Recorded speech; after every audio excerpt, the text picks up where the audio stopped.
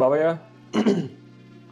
US నుంచి వెనకాలకి వెళ్ళిపోయేటోళ్ళు, అంతా పెట్టి పేడ చదువుకుని వెళ్ళిపోయేటోళ్ళు 20 సంవత్సరాల ముందు వచ్చి మంచిగా సంపాదించి ఓ 2-3 ఇల్లు 4 ఇల్లు కొనుక్కొని అమ్మేసుకొని వెళ్తున్నారా పాపము. కెనడా నుంచి రిటర్న్ వెళ్ళిపోయేటోళ్ళు మాత్రం పాపం ఇట్ ఇస్ టూ మచ్. అంటే 2 కేటగిరీలో వెళ్తున్నారు బాబాయ్. ఒకటి మొత్తం అనుభవించేసి సంపాదించేసి అక్కడ కూడా ఒక 10-15 కొనేసి ఓకే ఇంకెక్కడ ఏం చేయాల్సింది లేదు, ఆడికెళ్తే శుభ్రంగా హాయిగా బతకొచ్చు, ఇక్కడైతే అన్ని పనులు మనం చేసుకుందాం అనుకునే వాళ్ళు ఒక కేటగిరీ. రెండో కేటగిరీ ఇక్కడికి వచ్చి American dream are Canadian dream what ever they dream లో ఆపర్చునిటీస్ దొరక్క ఎక్స్ట్రీమ్లీ సాచురేటెడ్ మార్కెట్ ప్లేస్ అయిపోయి యునో లైక్ ఇక్కడ ఊపర్ తోలుకునే బదులు నేను అక్కడ శుభ్రంగా పెద్ద ఉద్యోగం చేసుకోవచ్చు ఇంకా హాయిగా అనుకుని వెళ్ళిపోయిన వాళ్ళు ఉన్నారు. బేసిక్లీ 2 కేటగిరీస్ నడుస్తున్నాయి ప్రస్తుతం. సో మనం చూసే ఛానల్కి welcome back to another conversation. Reverse immigration అనే కాదు, ఫ్యూ ఫ్రస్ట్రేషన్స్. ఇది మేము చాలా రిలేట్ చేసుకోగలుగుతాం, చాలా ఓపెన్ గా మాట్లాడగలిగే టాపిక్ రివర్స్ ఇమిగ్రేషన్. ఎందుకంటే లైవ్ గా ఫేస్ చేస్తున్నాం right. Some stories and all that. So facts అవన్నీ కొన్ని ఉంటాయి. సో రివర్స్ ఇమిగ్రేషన్ గురించి మాట్లాడుతున్నాం అనుకుంటున్నాం. సో ఏం బాబాయ్ నీ స్టాండ్ ఏంటి జనాలు వెళ్ళిపోయే జనాల మీద? ఏం యుఎస్ గురించి ఎక్కువ లేదు మాట్లాడుకోవడానికి, ఎందుకంటే జనాలు అక్కడ ఎలా వస్తారంటే ఏం జరగకపోతే వెళ్ళిపోదాం అనే మైండ్ సెట్ లో లేరనిపిస్తుంది నాకు. యుఎస్ లో ఉండేవాళ్ళు వాళ్ళు ఏ మైండ్ సెట్, నాకు అలా అనిపిస్తుంది. అంటే నువ్వు సటిల్ నువాన్స్ ఉంటుంది బాబాయ్. అలాంటి వాళ్ళు ఎక్కువ తెలుగు వాళ్ళు ఉంటారు ఫ్రాంక్ గా మాట్లాడుకోవాలంటే. ఇక్కడే ఉండాలి అనే బ్యాచ్ ఎక్కువ తెలుగు వాళ్ళు ఉంటారు. ఇప్పుడు మోస్ట్లీ లైక్ మన ఫ్రెండ్స్ ఎక్కువ తెలుగు వాళ్ళు ఉంటారు కాబట్టి మనం సౌత్ ఇండియన్స్ ఎందుకంటే మలయాళీస్, తమిళియన్స్ వీళ్ళు కూడా బిగ్ పోర్షన్ రైట్. సో కానీ లైక్ ఇప్పుడు నా ఫ్రెండ్స్ లో ఇప్పుడు ఇప్పుడు నా కాలేజ్లోనే ఫర్ ఎగ్జాంపుల్ కాలేజ్ అయిపోయిన తర్వాత జాబ్ గురించి మనం పడే టెన్షన్ ఉంటుంది చూడు, అది మనం పడే టెన్షన్ వేరు, కొంతమంది నార్త్ ఇండియన్ ఫ్రెండ్స్ పడిన టెన్షన్ వేరు. రైట్. సో అంటే ఎస్పెషలీ మన సదరన్ పార్ట్స్ లో లైక్ డూ ఆర్ డై, ఆ లోసుకెత్తుకో ఈ లోసుకెత్తుకో ఇక్కడ ఉండే బ్యాచ్ ఎక్కువ. కానీ ఐ ఫీల్ లైక్ అంటే నాకున్న పరిచయాల్లో, again I'm not generalizing right, so నాకున్న పరిచయాల్లో so I feel like north వాళ్ళు కొంచెం వస్తే వచ్చింది రాత్రి లేదు నేను పోతా అనే బ్యాచ్ ఎక్కువ. అండ్ చాలా మంది వెళ్ళిపోయారు కూడా. నాకున్న నా బ్యాచ్లో ఉన్న 30 ఇండియన్స్ లో మొత్తం అది 240, దానిలో 30 మంది ఇండియన్స్.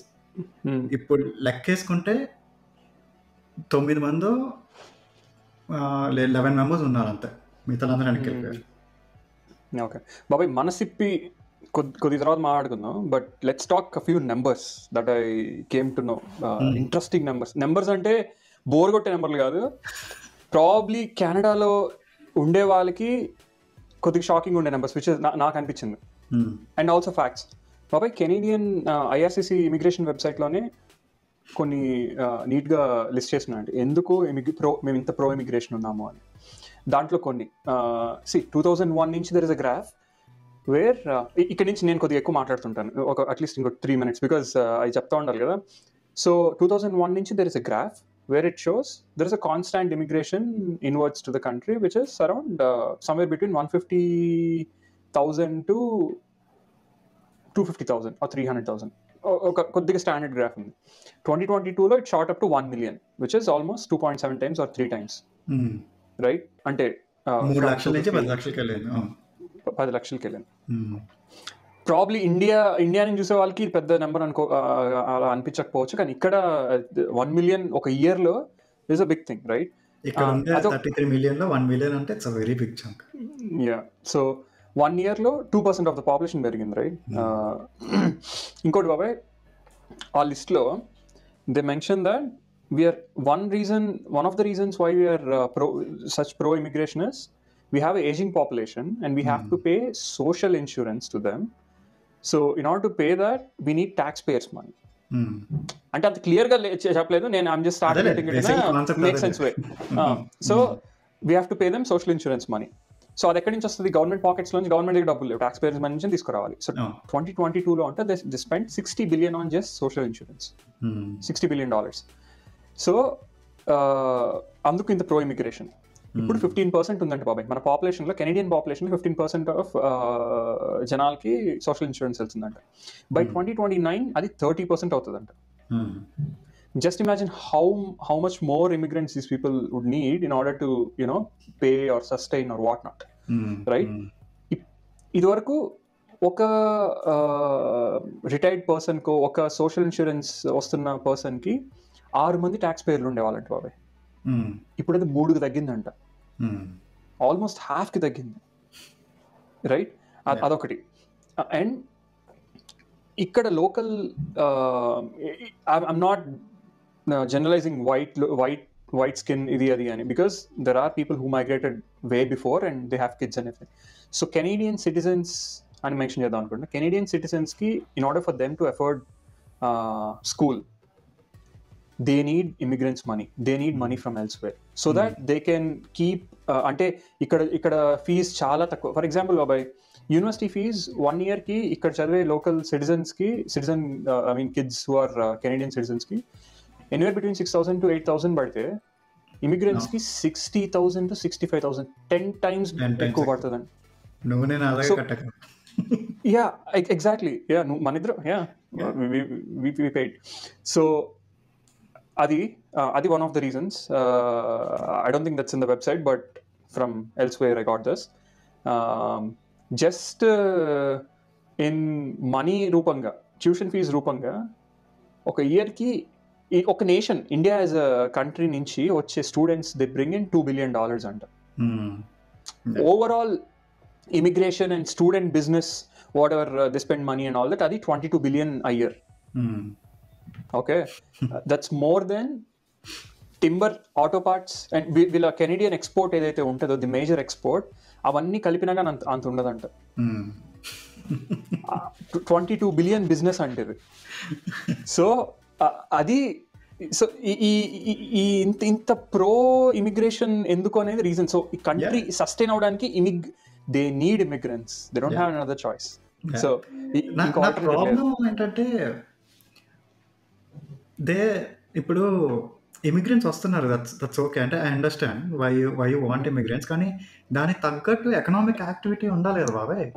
సో ఇప్పుడు ఫర్ ఎగ్జాంపుల్ యూఎస్ అప్పుడు చూడు, లైక్ 85 నుంచి 95 వరకు పీక్ ఇమిగ్రేషన్ బెల్ట్ కదా యునైటెడ్ స్టేట్స్. అప్పుడు మన ఇండియా నుంచి చాలా మంది వెళ్ళారు, ఈవెన్ చైనా నుంచి, అటు సైడ్ తైవాన్ నుంచి, అన్ని సైడ్ల నుంచి వెళ్ళారు. And Y2K, what is that called? Yeah, some ఏదో ఉంటుంది మొత్తం. Yeah, software related stuff. Yeah, Y2K stands for year 2000. So shift జరిగినప్పుడు bug whatever, they needed more tech people to fix it. And okay, go ahead.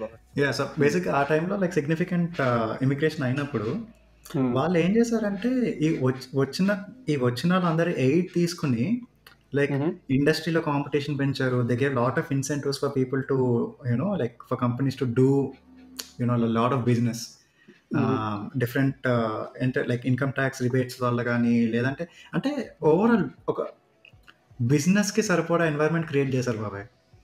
దానివల్ల ఏమైందంటే, వచ్చిన immigrants యొక్క standards of living పెరిగినాయి. They got more opportunities, they were earning more, so they pay more taxes. ఇక్కడ ఏమవుతుందంటే, I feel like immigrants అందరూ వస్తున్నారు, కానీ ఈవెన్ వాళ్ళ స్కిల్కి తగ్గ జాబ్స్ కూడా లేవు బాబు ఇక్కడ, రైట్? ఎందుకంటే ఇక్కడ setting up and industries extremely difficult కెనడాలో. లైక్ లాట్ ఆఫ్ లాస్ ఉంటాయి, like there are lot of regulations that tighten you up, corporate taxes are expensive, income taxes are expensive. So అందుకని ఇక్కడ ఉన్న కంపెనీస్ కూడా చూడు బాబాయ్, అన్ని అసోసియేటెడ్ కంపెనీస్ ఉంటాయి, కానీ where R&D happens in United States and operations happen అయ్యే, కానీ లైక్ నేటివ్గా ఇక్కడికిక్కడే రన్ చేసే కంపెనీస్ ఆ కెనేడియన్ బిగ్ 7-8 తప్ప మిగతా అన్ని అట్రిబ్యూట్స్ కదా, డైరెక్ట్ కంపెనీస్ ఏం కాదు కదా. అవునవును. ఇంకొకటి, ఇప్పుడు బేసిక్గా ఈ ఇమిగ్రెంట్స్ అందరూ అరే majority are IT some way or the other IT related, right? కానీ కెనడాలో 10లో టాప్ 10లో ఐటీ బేస్డ్ కంపెనీస్ 1-2 ఉంటాయంట, హార్డ్లీ టాప్ 10 కంపెనీస్లో. అదే యుఎస్లో టాప్ 10లో 8 ఉంటాయంట. సో సో బేసిక్గా ఇక్కడ వచ్చే వాళ్ళందరూ ఏంటంటే యుఎస్ కంపెనీస్ కెనడియన్లో మనకి కాస్ట్ ఎఫిషియంట్ అని చెప్పి జాబ్స్ ఇక్కడికి ట్రాన్స్ఫర్ చేసే వాళ్ళు ఉద్యోగాలు ఇవన్నీ బేసిక్గా బ్యాంక్స్ అవన్నీ మినహాయిస్తే the other way to look at it right. So బాబాయ్ ఇంకో నెంబర్స్ గురించి మాట్లాడదాం కొద్దిగా. ఒక క్వార్టర్కి 25,000 మెంబర్స్ 25,000 రెసిడెంట్స్ తిరిగి వెళ్ళిపోతున్నారంట. So that's probably accounts to 100,000 to 120,000 a year. అయితే ఒక ఇది చదువుతుంటే రివర్స్ ఇమిగ్రేషన్ వల్ల వెళ్ళిపోతున్న జనాలందరూ either they are not able to make a living or they are not satisfied with how much they are earning. So వాళ్ళు ఏమంటుండే అంటే దీనివల్ల కెనడియన్ ఎకానమీకి అంత డైరెక్ట్ ఇంపాక్ట్ ఉండదు ఇప్పుడే, ఎందుకంటే దట్స్ వాళ్ళందరూ లో ట్యాక్స్ పేయర్స్ ఆ కేటగిరీ కిందకి వస్తారు. సో అంత ఇంపాక్ట్ కానీ వీళ్ళకి అంటే ఆ ఆర్టికల్లో జనాలకి అర్థం కాని ఏంటంటే అర్థం కాంది కాదు, what they missing out is వీళ్ళందరూ అంత డబ్బులు ఖర్చు పెట్టారా, వాళ్ళు రీకూప్ చేసుకోలేక. It's shame for a country when there it's like an industry right. ఏంటి ఒక ఫ్యాక్టరీ లాగా జనాలు రప్పించుకోవడం వాళ్ళ దగ్గర. నేను పచ్చి చెప్పాలంటే it's one in a way looting money రా. అదే కాదు బాబాయ్, లైక్ సింపుల్ లాజిక్ బాబాయ్. ఇప్పుడు ఇంతమంది వెనక్కి వెళ్ళిపోతున్నప్పుడు ఆబ్వియస్లీ వర్డ్ స్ప్రెడ్ అయింది కదా అక్కడికి వెళ్ళిన తర్వాత ఆ కంట్రీస్లో. సో నెక్స్ట్ ఇంకా ఇమిగ్రెంట్స్ ఎందుకు వస్తారు బాబాయ్? Like when they know it's not a favourable place to sustain are make a good living, నువ్వు అక్కడున్న స్టాండర్డ్స్ ఆఫ్ లివింగ్ వదులుకొని ఇంకా చెత్త ప్లేస్కి రావాలని అయితే అనుకోగలవు. Better yourself right, that's the main reason. So నీకు ఆపర్చునిటీస్ లేవు, నీకు కావాల్సిన స్టాండర్డ్ ఆఫ్ లివింగ్ రావడానికి ఎక్స్ట్రీమ్లీ డిఫికల్ట్. అలా అనుకున్నప్పుడు అసలు ఎవరు వస్తారు? And at the end of the day you are losing everything కదా. లైక్ నీ సోషల్ సెక్యూరిటీ కానీ లేకపోతే నీ స్కూలింగ్ కానీ అన్నీ ఏమైతాయి నీకు? అంటే ఇట్స్ గుడ్ విల్ కదా బాబాయ్. అవును, నువ్వు ఎవరు వస్తారన్నావు కదా, అప్పుడు నాకు ఒకటి తట్టింది. ఈ ఇమిగ్రేషన్లో some percent of it, I would say at least 20% of it, then it's skilled, very skilled, at least intellect, highly intellect కాకపోయినా హై ట్యాక్స్ పేయర్స్ అని చెప్పచ్చు. నేను అనేది people with some brains right and achievers కావాలి ఈ ఎకానమీని బూస్ట్ చేయడానికి. కానీ నీకు ఆపర్చునిటీస్ లేనప్పుడు వెన్ స్మార్ట్ పీపుల్కి రియలైజేషన్ తొందరగా వస్తుంది because they are aware of what's happening right. So వచ్చే ఇమిగ్రేషన్లో ఆ 20% 0.2% అయిపోయింది అనుకో అనకూడదు, కానీ వచ్చే వాళ్ళంతా స్క్రాప్ రైట్. అంతే కదా. సో అది కంట్రీకి మేలు ఏం జరుగుతుంది? ఎకానమీ ఎలా బూస్ట్ చేస్తుంది? చేయదు. ఏదో ఇమిగ్రెంట్స్ వచ్చారంటే వచ్చారు, that will put burden on the economy. Definitely in a way that will put burden on the economy. వీళ్ళు కాంట్రిబ్యూట్ చేయడం కాకుండా వాళ్ళ పిల్లలు will spend on education or health care అవన్నీ మళ్ళీ గవర్నమెంట్ పెట్టుకోవాలి కదా వాళ్ళందరికీ. అవును అవును. డెఫినెట్లీ 10-15 years బ్యాక్ అండ్ బాబాయ్ ఎవ్రీ 1.7 రెసిడెంట్స్కి ఒక ఇల్లు ఉండేదంట. ఇప్పుడు ఎవ్రీ 4.5 రెసిడెంట్స్కి ఒక ఇల్లు ఉందంట. So that's what 3 times worst. నువ్వు ఇంకా రివర్స్ ఇమిగ్రేషన్ గురించి మాట్లాడుతున్నావు. నీకు అసలు బాండ్ కెనేడియన్స్ ఇమిగ్రేటెడ్ యునైటెడ్ స్టేట్స్ కూడా చాలా ఎక్కువ ఉంది తెలుసా? ఓ యునైటెడ్ స్టేట్స్ అందరు దుబాయ్కి వెళ్ళిపోతున్నారా? కెనేడియన్స్ అందరూ దుబాయ్కి అండ్ ఫిలిప్పీన్స్కి వెళ్ళిపోతున్నారు ఈజీగా. అంటే I know like at this point మనం కొంచెం ఇన్ఫ్లేటెడ్ నెంబర్స్ చూస్తున్నాము because of the slow recession that's been happening from past few weeks. కానీ నువ్వు ఒకవేళ దాన్ని ఫ్యాక్టర్ చేసి నార్మలైజ్ చేసినా కూడా you will see a trend of growing numbers in terms of immigration definitely. So అరే జనాలు they are not able to make ends meet బాబాయ్. It's very evident. అరే ఎంత సంపాదించినా కానీ రా, ఇప్పుడు ఒకప్పుడు 2016-17 మనం వచ్చినప్పుడు 120-130 సంపాదిస్తే 130 మంచి ఇల్లు అండ్ ఆల్ దట్. అరే ఇప్పుడు 130 అంటే చాలా మంది దర్ మేకింగ్ అబౌవ్ 100,000 కానీ ఇల్లు కొనలేరురా. అపార్ట్మెంట్లో ఉంటే అపార్ట్మెంట్ రెంట్లు ఎక్కువ. టొరాంటోలో అయితే అస్సలు సరిపోదు. టొరాంటోలో మన చూసిన స్టడీలో బాబాయ్ ద రికమెండెడ్ అంటే ఒక బేసిక్ లివింగ్ చేయడానికి ఒక ఫ్యామిలీకి 160 రావాలి ఏంటి టొరాంటోలో ఉండడానికి. అది కూడా ఒక మామూలు 2 bedroom అపార్ట్మెంట్లో కొని అలా సస్టైన్ అవ్వడానికి ఒక కంఫర్టబుల్ లివింగ్కి. అలా కాకుండా లేదు నేను ఒక ఇండివిజువల్ హోమ్ కొనుక్కోవాలి 2 కార్లు వాడాలి అంటే ఆబ్వియస్లీ దట్ నెంబర్ షూట్స్. అంత ఎక్స్పెన్సివ్ అయిపోయింది వాన్కోవర్ అండ్ టొరాంటోలో కాస్ట్ ఆఫ్ లివింగ్. అరే బాబాయ్ ఈరోజు ఒక లెటర్ వచ్చింది బాబాయ్.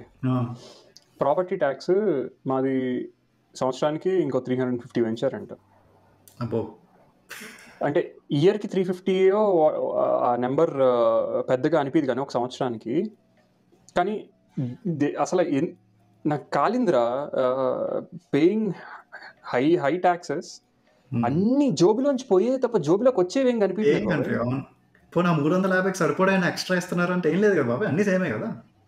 ఎగ్జాక్ట్లీ. అంటే ఎలా అంటే డబ్బులు కొద్దిగా అంటే బతకడానికి ఉండే వాళ్ళ దగ్గర తీసేసుకొని ఎవరైతే స్ట్రగుల్ అవుతున్నారో వాళ్ళకి ఇద్దాము అనే ఇది కాన్సెప్ట్లో ఉన్నారా ఈ గవర్నమెంట్ కూడా. What ever this thing came right, what is it called, the capital tax gains from 50 to 66%. Doesn't make sense at all రా. అరే నువ్వు నేను మనమేమి రిచ్ రిచ్ రిచ్ డక్కర్స్ కాదు కదా, మనకు కూడా ఇంపాక్ట్ ఉంటుంది బాబాయ్ అది. ఎప్పటికప్పుడు ఇప్పుడు నువ్వు ఆర్ఆర్ఎస్పి కడుతున్నావు కదా, ఆర్ఆర్ఎస్పి అట్ సమ్ పాయింట్ బల్క్ అవుద్ది కదా, క్యాపిటల్ గెయిన్స్.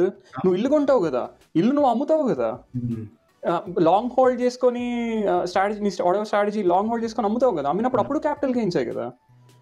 సో అసలు అదే వాళ్ళంత ట్యాక్స్ చేస్తున్నప్పుడు కంపేర్ టు నీకు వచ్చే ఇన్కమ్ కూడా అంత ఉందనుకో బాబాయ్, ఎవరు కంప్లైంట్ చేయరురా. ఇప్పుడు ఫర్ ద సేమ్ జాబ్ యూడు ఇక్కడ యుఎస్ తో కంపేర్ చేసుకుంటే నీకు ఆబ్వియస్లీ తక్కువ పే వస్తుందా, కానీ నువ్వు ఇస్తుంది ఎక్కువ కదా. సో అలా అదే నేను అంటున్నా, లైక్ ఇక్కడ ఎకనామిక్ సెంటర్ క్రియేట్ చేయట్లా. చాలా కంపెనీలు ఉండి యూనో లైక్ నీ స్కిల్ కోసం ఆ కంపెనీస్ ఫైట్ చేసుకుంటున్నప్పుడు నీ శాలరీలు పెరుగుతాయి obviously. You know like employers compete కదా, నాకు ఈ స్కిల్ సెట్ కావాలి. Same like you can see it's very evident. Banks, మనకి బ్యాంక్స్ అని ఎక్కువ లేవు, ఫోన్ ఏంది సెల్యులర్ ప్రొవైడర్స్ వాళ్ళు ఎక్కువ లేరు. So there is no competition. I mean probably these days things are changing, competition కొద్ది పెరుగుతుంది. ఎందుకంటే మనం 2017లో వచ్చినప్పుడు మన డేటా ప్లాన్ 2GB ఇస్తుంటే మనం నవ్వుకున్నాం. మొన్న మాల్లో ఈటాన్ మాల్లో నడుస్తుంటే 59కో 69కో 200GB అంట. ఓకే, సో కాంపిటీషన్ నడుస్తుంది. సో దాన్ని బట్టి నీకు అర్థమవుతుంది పేస్ సరిపోదు బాబాయ్. అంటే ద ఇన్ఫ్లక్స్ ఆఫ్ ఇమిగ్రేషన్ కి ఒక ప్రాపర్ ఛానల్ క్రియేట్ చేస్తే the immigrants make the country. We have examples like US కానీ యూకే కూడా బాబాయ్, ఇమిగ్రెంట్స్ మేడ్ ద కంట్రీ. అవును, రైట్. అలా కాకుండా ఇలా స్టబన్ గా నీ లాస్ మార్చకుండా అలాగే ఉంటే లైక్ ఎంత ఇమిగ్రెంట్స్ వచ్చి ఏం లాభం బాబాయ్, వాడికి ఎంత బుర్ర ఉంటే ఏం లాభం, వాడు అమెజాన్ వేర్ హౌస్ లో పని చేస్తే కదా. వాడికి పోనీ బయట పని చేద్దాం అంటే బయట జాబులు లేవు, ఇంకా వాడు ఏం చేస్తాడు, అమెజాన్ వేర్ హౌస్ లో పని చేస్తాడు. అసలు వాడు దాని తగ్గట్టు హై ట్యాక్స్లు కట్టట్లేదు, వాడి బుర్రని వాడుకోవట్లేదు, దేశానికి వాడట్లేదు. అదే ఎలా అంటే దానికి ఏదో టర్మినాలజీ ఉంది బాబాయ్, slaves, but there is something, a word before slaves, what ever it's called. అంటే మన లైఫ్ని ఒక పొలిటికల్ పార్టీ ఆర్ గవర్నమెంట్ వాళ్ళు సస్టైన్ అవ్వడానికి దేర్ లిటరలీ బాబాయ్, నువ్వు జస్ట్ వేసుకో బాబాయ్, 6-7 years అయింది మనం వచ్చి ఈ కంట్రీకి. What did we really achieve, quantifiable achievement in terms of investments and all that, right? You can't really say, hey, I'm very happy because of this.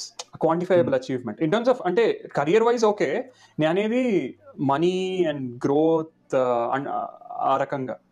So మనకి అనిపించదు, ఆ రకంగా అనిపించదు. బట్ కెరియర్ వైజ్ నేనైతే I would say I'm lucky to be happy there కొంతవరకు compare to what I would have had. కానీ the percentage of people like me are extremely less unfortunately. అన్ని opportunities ఉండట్లేదు కదా బాబాయ్. నువ్వు నేను ముందు చేదో లక్కీగా అలా కొట్టుకుంటూ వచ్చేసాం అనుకో ఫర్ ఎగ్జాంపుల్. అదే నువ్వు నేను ఇప్పుడు వచ్చుంటే మన పరిస్థితి ఎట్లా ఉండేది? Heavy competition. అంటే మనం వచ్చినప్పుడు హెవీ కాంపిటీషన్, ఇప్పుడు heavy competition with good reasonable opportunities. ఇప్పుడు అదే హెవీ కాంపిటీషన్ ఇంకా ఎక్కువ అయ్యి ఆపర్చునిటీస్ తగ్గిపోయినాయి. సో దానితో రిసెషన్ ఒకటి, అసలు అందరూ మెజారిటీ ఆఫ్ ద పెద్ద కంపెనీలు అన్ని హైరింగ్ ఫ్రీజ్ లోనే ఉన్నాయి కదా. అవును, చాలా. అవును. ఇంకొకటి ఐమ్ హ్యాపీ ఫర్ పీపుల్, మనకు కూడా ఇండియాలోనే ఉండింటే మన పర్స్పెక్టివ్స్ కొద్దిగా ఏమంటారు సెటిల్డ్ పర్స్పెక్టివ్స్ ఉండే బాబాయ్. మనకి అంత అగ్రెసివ్ పర్స్పెక్టివ్స్, అగ్రెసివ్ నేచర్ ఉండేది కాదనిపిస్తుంది. ఇక్కడికి వచ్చి మనకు కొద్దిగా ఎక్స్పోజర్ అన్నీ వచ్చేలేకే మనం ఇప్పుడు ఆలోచిస్తున్నాం కానీ ఇండియాకి వెళ్ళి ఇది చేయొచ్చు, అది చేయొచ్చు, we have good communication skills, will be able to talk to people, make things work. So అదొక రకంగా మనకు బెనిఫిట్ అయింది. And I'm happy for people who are going back to either India, Iran, Dubai, and they know what they really want to do. And in fact maybe ఈ మనం talk వింటున్న వాళ్ళు కూడా, if you guys are in India, like మన lens నుంచి కూడా చూస్తారు కదా, that they are listening to someone that's outside the country that saying they are missing the country. So వాళ్ళకి కూడా కొంచెం స్కోప్ ఉంటుంది, రైట్? For sure, 100%. నేను ఇన్స్టాగ్రామ్, యూట్యూబ్లో ఇక్కడికి కెనడాకి, యూఎస్కి, ఇప్పుడు మేము ఇన్ని వాళ్ళకి చూసే వాళ్ళకి ఇప్పుడు మేము ఏది మాట్లాడుతున్నా, ప్రాబ్లీ మేము కెనడాలో ఉన్నాం కాబట్టి వీఆర్ ర్యాంటింగ్ అబౌట్ కెనడా, కానీ ప్రాబ్లీ దీంట్లో ఒక 60 to 65% you can take it as is same యూఎస్లో కూడా జరుగుతుంది అని, ట్యాక్సెస్ అయినా, ఆపర్చునిటీస్ వైజ్ అయినా. బట్ ఇన్ అడిషన్ ఏముంటుందంటే యూఎస్లో దే విల్ హ్యావ్ ఏమంటారు బాబాయ్, ఆ భయం, ఇమిగ్రేషన్ టెన్షన్ ఉంటుంది, ఇమిగ్రేషన్ టెన్షన్ ఉంటుంది, status residence status in US, వాళ్ళకి టెన్షన్ ఉంటుంది, బాగా టెన్షన్ ఉంటుంది. సో అది ఒక అడిషన్. బట్ అదర్వైజ్ ఎవ్రీథింగ్ 65% అలాగే మీరు యాజ్ ఇట్ ఈస్ తీసుకోవచ్చు. 65% ఈజీగా అప్లై చేయొచ్చు. ఇక్కడ ఇమిగ్రేషన్ టెన్షన్ ఉండదు, పీస్ ఆఫ్ మైండ్ ఉంటుంది. కానీ ఐఎమ్ స్టిల్ సేయింగ్ అది కూడా ఇట్ వోంట్ బి లాంగ్. ఇప్పుడు they are talks that they want to bring down open work permit to 1 year irrespective. So open work permit అంతకుముందు contacts కోసం వినే వాళ్ళకి అంతకుముందు 2 years ఇచ్చేవాళ్ళు. If you have a 2 years degree 3 years ఇచ్చేవాళ్ళు. ఇప్పుడు irrespect of the degree your open work permit will be 1 year. ఆ తర్వాత నువ్వు కంటిన్యూ అవ్వాలంటే the employer has to tell the Canadian government why they want you before a Canadian guy. So అది ఆ bill pass చేద్దామని చూస్తున్నారు, number 1. And number 2, they're cutting down the number of students that come in year by year as the days pass. And express entry ద్వారా అంటే permanent residence అవ్వడానికి it's a pathway వినాల్సింది. So express entry నుంచి అంటే non Canadian work class అంటారు చూడు, అంటే CEC అంటాం, ఆ క్లాస్ కాకుండా మిగిలిన కేటగిరీస్ నుంచి ఎక్స్ప్రెస్ ఎంట్రీ అప్లై చేసే వాళ్ళకి నెంబర్స్ కూడా అట్లీస్ట్ 35% తగ్గిస్తారంట next 4 years, year on year. Oh wow బాబాయ్, నువ్వు ఇమిగ్రేషన్ టెన్షన్ ఆర్ అది ఉండదు కెనడాలో అంటున్నావు కదా, నేను ఎప్పుడు ఆలోచిస్తుంటా బాబాయ్, జనాలు చెప్తుంటే ఫ్రెండ్స్ మాట్లాడినారు మీకేముంటుంది, మాకు straight 3 months or whatever the period is very short period, job లేకపోతే we have to go out. ఒక రకంగా that whatever that strict thing is going on in US keeps an individual active and aggressive. అంటే నేను అనేది ఇప్పుడు కొద్దిగా exposure ఉండి కొద్దిగా అది హసల్ యాటిట్యూడ్ ఇండియా నుంచి ఉండే వాళ్ళకి దట్స్ అ డిఫరెంట్ స్టోరీ. కొంతమంది చల్తాహే అని ఉంటారు కదా, వాళ్ళని కూడా ఇట్ కీప్స్ దెమ్ అగ్రెసివ్, ఉద్యోగం ఎత్తుకోవాలి ఇది అని. అదే పర్సన్ కెనడాలో ఉండి నీకు 3 years దాకా నీకు టెన్షన్ లేదంటే, అరే నేను కంపేర్ చేసుకున్న పర్స్పెక్టివ్స్ మాట్లాడుతున్నా బాబాయ్. అదే నాన్ అగ్రెసివ్ పర్సన్ కెనడాలో ఉండి 3 years ఆరామ్సే ఉండొచ్చు, చిన్న జాబ్స్ తీసుకొచ్చి తర్వాత పిఆర్ వస్తుంది 6 years అండ్ వాట్ నాట్ అని అంటే, కరియర్ వైజ్ ఆ ఎక్స్పోనెన్షియల్ గ్రోత్ ఉండదు బాబాయ్. If they are laid back, ఏమనుకుంటాడు, ఏముంది నేను ఇప్పుడు పార్ట్ టైం చేస్తున్నాను కదా అదే కంటిన్యూ చేస్తా అంటే it takes so much time. అరే ఇప్పుడు 25s లోనో 24s లో వచ్చే ఒక ఇండివిజువల్కి, అమ్మాయినా అబ్బాయి అయినా, if they are laid back, right, తిరిగి చూసుకునే లోపల పెళ్ళి వస్తుందిరా, రెస్పాన్సిబిలిటీస్ వస్తాయిరా, అండ్ అప్పుడు టెన్షన్స్ పడే కంటే ఐ ఫీల్ అదేదో ముందు US whatever they're going through, right, I'm not saying, నేను ఆబ్వియస్గా అనుకోవచ్చు జనాలు వీడు కెనడాలో ఉన్నాడు ఏమన్నా మాట్లాడతాడని, కానీ ఇక్కడ ఉండే వాళ్ళు there are lot of people మాస్టర్స్కి వచ్చి చదివింది చేయకుండా కాదు, IT or whatever high income jobs చేయకుండా సెటిల్ అయ్యి 2 years 3 years అలా ఆరామ్సే 4th 5th yearలో రియలైజేషన్ వచ్చి, అరే I think that people need some kind of push who are laid backers, right? They need some kind of push. So a H1B, a process, it keeps them active. At the same time, they make a lot more money, ra. Canadian dollars versus US dollars adokati, whatever conversion, inkokati number of opportunities, right? So they make money, their career growth is exponential. Yeah, definitely undali, kani అంటే ఒక్కొక్కసారి నీ mistake ఏం లేకుండా అయిపోతుంటాయి బాబాయ్. అలాంటప్పుడు you feel like అరే ఇంత తప్పు ఉంది, బ్యాంక్ లోన్ ఉంది, ఇంకా కట్టకుండానే అరే నా 90 రోజులు అయిపోయినాయి అని. అంటే I know there are other ways that people take publicly. You will never hear someone saying I returned from I'm back, I mean they kicked me out from the US అని ఎవరు చెప్పింది నేను. ఏదో 100 లక్ష దారులు ఉంటాయి బాబాయ్ నక్కతో ఇది దొక్కి అది దొక్కి ఇది దొక్కి అక్కడే ఉండడానికి ఏ ఒకటి ఉంటాయి. But you will never here some one returning back from the US because they kick me out, H1B రాకు అది రాకు ఇది రాకు ఏ ఉంటాయి బాబాయ్. ఇప్పుడు కెనడాకి ఎంతమందిని పంపిస్తున్నారు? వాంకూవర్కి వెళ్తే అందరూ H1B పిక్ దాకా వచ్చిన వాళ్ళు and all that you'll see a lot of people working for Amazon and Microsoft. కానీ ఐ ఫీల్ లైక్ ఆ నెంబర్స్ అంతా తగ్గిపోతాయి బాబాయ్ in the next few years.